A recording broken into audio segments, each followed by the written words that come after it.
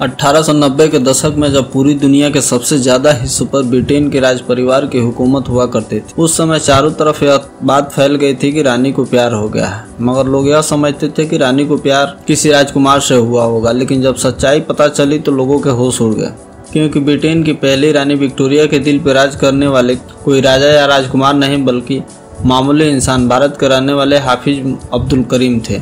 हाफिज अब्दुल करीम जो झांसी के पास ललितपुर में साल 1863 में पैदा हुए थे। जब अब्दुल करीम 24 वर्ष के हुए तो उनकी किस्मत खुल गई। साल 1887 में महारानी विक्टोरिया को उनके शादी के 50वें सालगिरह पर इंडिया के तरफ से 2 नौकर तोहफे में दिए गए। उनमें से एक हाफिज मोहम्मद अब्दुल करीम भी थे। आगरा के कलेक्टर ने खुद इंटरव्यू लेने के बाद उन्हें महारानी विक्टोरिया के पास इंग्लैंड भेजा था। वहाँ जाकर अब्दुल महारानी विक्टोरिया के चहेते बन गए। काम मिला मुंशी का। 1 साल के अंदर ही वो महारानी को उर्दू और हिंदी सिखाने लगे। इंडिया के मामलों में महारानी को राय देने लगे। महारानी ने उनको इंडिया का सचिव बना दिया। इंडिया में अब्दुल को जगह जमीन भी थी, जहां वह जाती अब्दुल को हमेशा साथ लेके जाती। कुछ लोग अब्दुल से चिढ़ते भी थे। कहते हैं महारानी उनको चिट्ठी लिखती थी तो लास्ट में किस का सिंबल भी बना देती थी। हालांकि कुछ चिट्ठियों में महारानी ने तुम्हारी माँ और तुम्हारी सबसे खास दोस्त भी लिखा है, लेकिन उसको लोग हल्के में बताते हैं। इसका एक दूसरा वर्जन भी है। प्रिंस अल्बर्ट रानी के पति जब मरे तब रानी ने उनको पति, करीबी दोस्त, माँ और पिता भी बताया था। कहने वाले कहते हैं ऐसा ही गहरा रिश्ता उनको मुंशी अब्दुल करीम से भी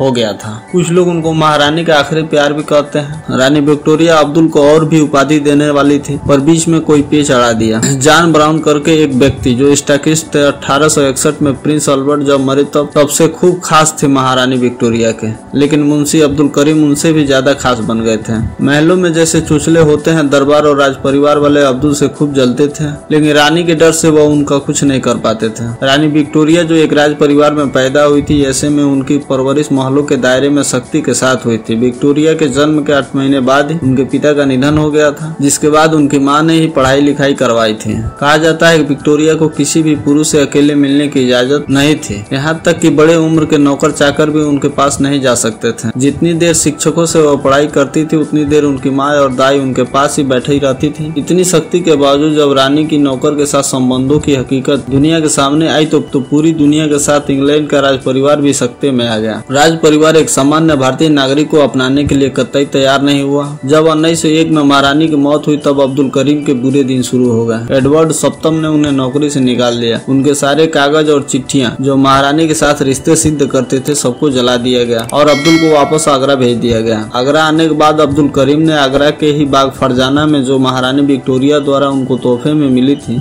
उसी जमीन पर लाज बनाकर रहने लगे। उन्होंने अपने जीते जी कभी भी रानी से अपने रिश्तों का जिक्र किसी से नहीं किए। 20 अप्रैल 1909 को अब्दुल करीम की मौत हो गई, मात्र 46 वर्ष की उम्र में। उनको आगरा के ही पचकुइया कब्रिस्तान में दफना दिया गया। उनकी मौत के बाद अंग्रेजी हुकूमत ने उनकी कब्र पर एक छतरी का निर्माण करा दिया। 1947 में जब देश आजाद हो गया, उसके बाद उनके मजार पे हर साल उर्स लगने लगा। पचकुइया के आसपास से बहुत भारी संख्या में लोग मेला और उनके मजार का दीदार करने भी आते हैं।